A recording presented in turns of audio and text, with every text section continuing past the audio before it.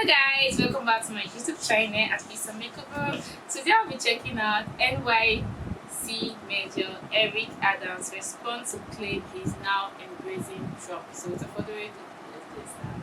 Mayor, you were talking before the break about folks living in fear. And one of the things that's causing a lot of fear right now is immigration and what Trump is promising to do. It was a key issue for voters. Trump is vowing to do mass deportations.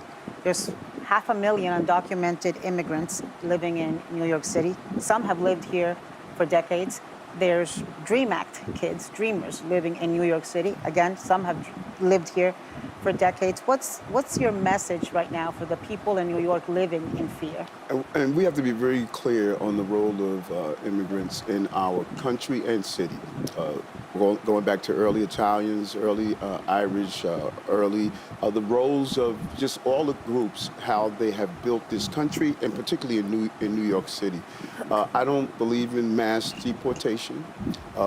This is a city where we tell whomever is here to, if you're a victim of a crime, call the police. If your child must be educated, let them go to school. If you need medical attention, allow them to go to the hospital. But Americans have been clear, though. We have a broken immigration system.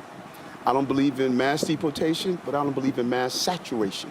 220,000 migrants and asylum seekers came to the city, cost us $6.4 billion. I'm not allowed to let them work. I'm not allowed to have them be participating in the tax base of this city. We can't deport those who commit crimes in our city. We are not allowed to connect with ICE. This is a failed system. We need to fix it. And if we don't fix it, we're seeing what's happening in Chicago, what's happening in Houston, what's happening in Denver.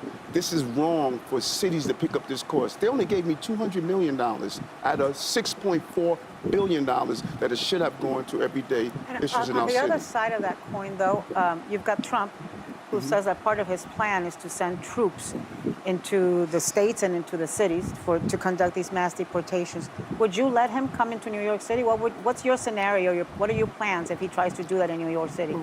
We have sat down and did scenario plannings on all of these issues. And there are a lot of laws, there are a lot of requirements. What we must do is to be prepared to address the issues as they come in front of us. Our team has been there. We looked at all of these issues and all the conversations that are taking place. The operationalizing of the theories that people want to do is different from the actualization of it.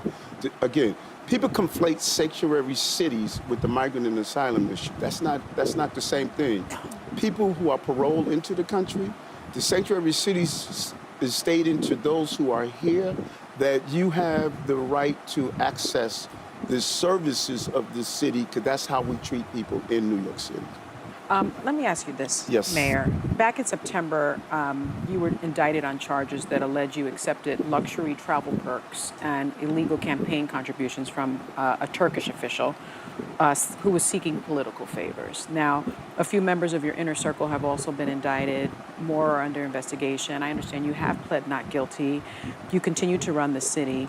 But critics are suggesting that you have recently embraced Trump, perhaps because you want either the charges dropped or perhaps a pardon from President-elect Trump.